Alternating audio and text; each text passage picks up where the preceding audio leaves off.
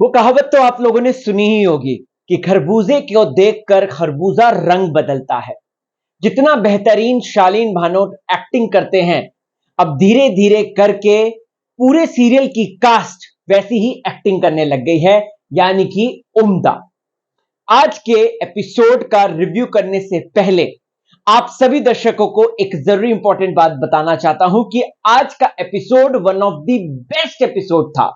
Performance, story line और जिस तरीके से यहां पर हमें ईस्टर एग देखने को मिले हैं। जी हां दोस्तों, मतलब कि करण जोतवानी ने तो आज एकदम गर्दा उड़ा दिया। तो चलो यारो, आज के एपिसोड का थोड़ा सा बेहतरीन सा रिव्यू करते हैं। और हां, वो जो नोटी वाला किस्सा हुआ था ना अंदर, उसके बारे में भी बात करेंगे। तो चलिए शुरुआत करते हैं। नमस्कार, स्वागत है आपका चैनल टेली खजाना में। आ गया है यारों का यार होस्ट राहुल भोज। इंस्टाग्राम पे मुझसे मिलिए, यही आईडी है। और by the way, there is a new channel आप लोगों के लिए, राहुल भोज कॉमेडी कंटेंट। तो आप अगर चाहें तो इसमें जाके सब्सक्राइब कर सकते हैं। जस्ट अभी स्टार्ट करा है, आपको एंटरटेनमेंट का डोज तो यहां पर भी देना ही बनता है boss. So this is it, मिलिए वहां पर मुझसे, सब्सक्राइब कीजिए और जितना प्यार आपने टेली खजाना को दिया है वहां पर भी दीजिए। दोस्तों, आज के रिव्यू की शुरुआत में ही मैं आपको बताना चाहता हूं कि जिस तरीके से आज का एपिसोड देखा, जिस तरीके से करण जोतवानी ने एक्टिंग करी, भैया मजा आ गया, लिटरली मजा आ गया। और जो स्टोरी जा रही है, मैं दिल से कहना चाहता हूं कि ब्रह्मास्त्र वालों, कम से कम इनसे सीखो। भले ही ठीक है, तुम पहले 80 अस्त्र, तुम सारे अस्त्र, वानर अस्त्र, ये नंदी अस्त्र पहले ले आए, लेकिन यहां पर अस्त्रों को, परियों को, रोमांस को, सास बहू की खिटपिट को इतना बेहतरीन तरीके से ट्रिगर किया गया है कि मैं क्या बताऊं।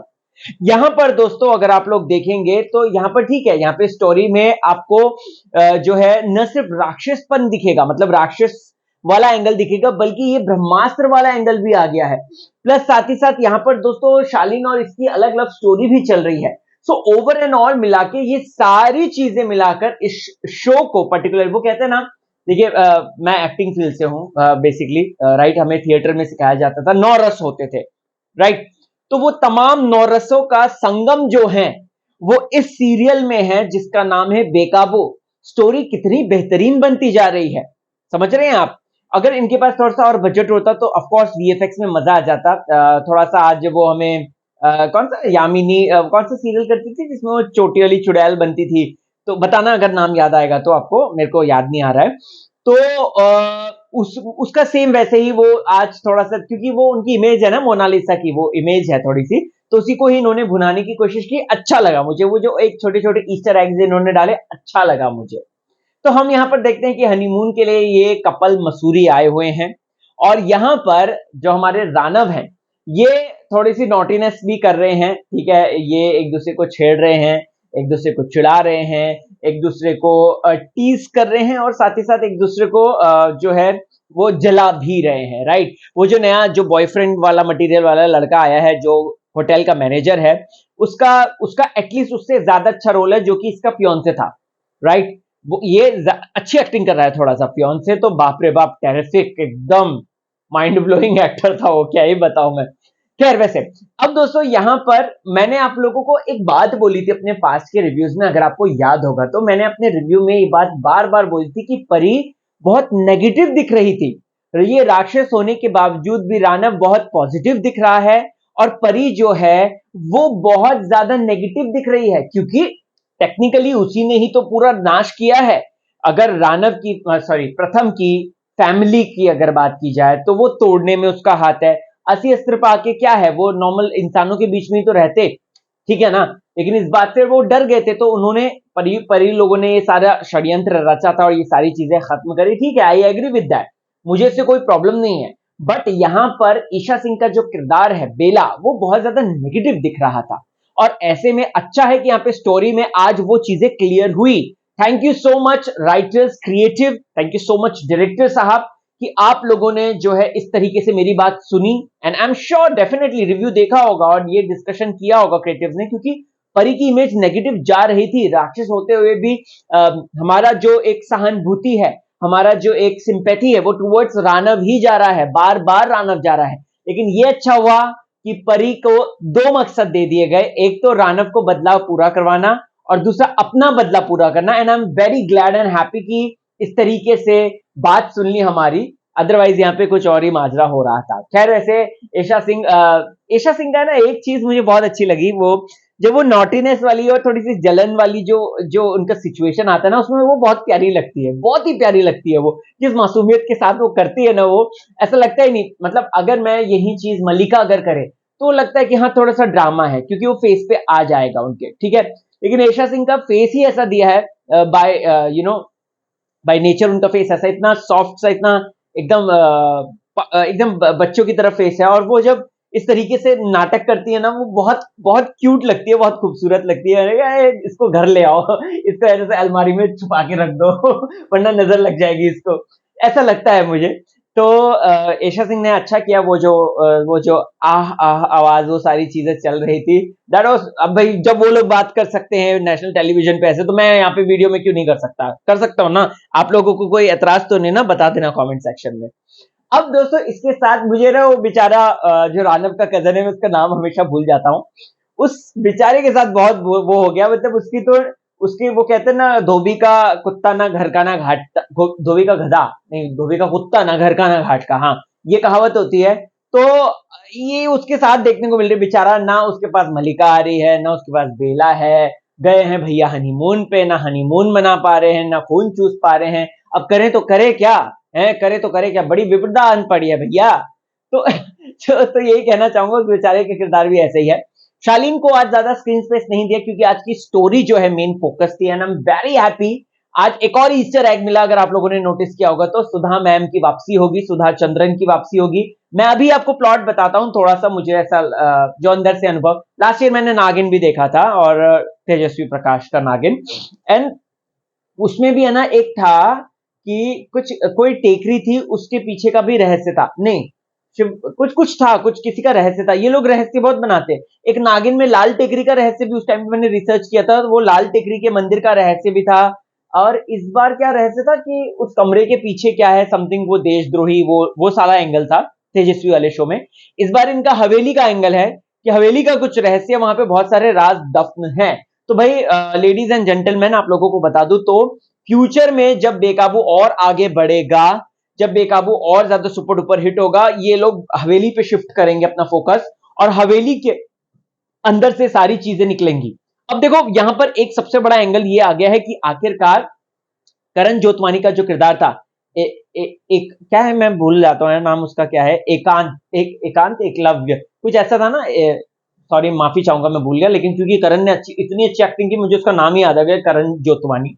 तो करण ने इतनी अच्छी एक्टिंग करी दोस्तों उसमें, जो प्रथम का भाई बना है। तो वो है ना, उसके बाबा ने बोला कि रहस्य छुपे हुए हैं कुछ, और साथ ही साथ वो जो वहां पे दाढ़ी वाले बाबा थे जो पागल हो गए थे, उन्होंने भी बोला कि इसमें बहुत सारे राज हैं, ये हैं वो हैं, ऐसा है वैसा है। तो ये तो चलो एक ईस्टर एग की फ्यूचर में स्टोरी है ना, वहां पे भी फोकस करेगी।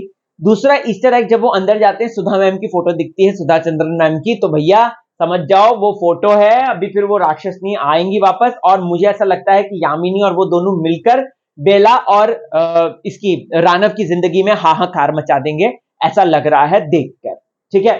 अब दोस्तों यहाँ पे एक और ईस्टर एग आएगा। ईस्टर एग ये आएगा कि एकता कपूर जी के शो में कभी भी कोई इंसान पर्टिकुलरली मरता नहीं है, वो वापस आ ही जाता है। जैसे अभी आजकल नागिन, वो महक चहल का किरदार था, अगर आपको याद होगा तो, वो बीच में शो में उनको दिखा दिया था कि वो एकदम मर गई है, राइट। लेकिन यहां पर अब वो वापस आ गई है, ठीक है, और वो नागिन से बदला ले रही है। सेम यहां पर होगा, जो प्रथम के पिताजी थे, वो जो ऋषि थे जो तपस्या कर रहे थे, राइट, वो वापस आएंगे ही आएंगे, क्योंकि यहाँ पे कुछ भी ऐसा नहीं हुआ कि मतलब कुछ भी ऐसा ना डेड बॉडी। खैर वैसे एकता मैम के सीरियल में तो डेड बॉडी भी चेहरा चेंज कर कर आ जाते हैं, जितना हमने देखा है। बट यस, यहाँ पर ये भी होगा, मैं लिख कर कह रहा हूं।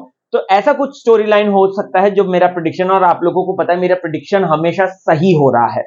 तो ऐसा प्रेडिक्शन हो सकता है कि जब इनका क्या कहते हैं, सुधा मैम का किरदार वापस आएगा, वो जब बदमाशियां शैतानियां करेगा, तो उसको रोकने के लिए शायद हो सकता है कि उस ऋषि का आगमन हो जाए, और वो जो है आकर बचा लें अपने परिवार को। ऐसा कुछ सॉर्ट ऑफ हो सकता है। जैन इमाम की वापसी नहीं होगी, अब वो बिट्स एंड पीसेस में ही होगी, क्योंकि जैन इमाम का किरदार खत्म हो गया है पूरी तरीके से, उसकी वापसी नहीं होगी, उसकी आत्मा ही बार बार आएगी। या मे भी ऐसा कुछ हो सकता है कि कल को वो जैन इमाम को वाकई में ले आए, फिर बोलो कि राहुल भोज ने झूठ बोल दिया। ऐसा नहीं होगा। बट लग रहा है कि जैन और शिवांगी तो उसी समय मर गई थी, तो उसका किरदार तो नहीं आएगा परी का।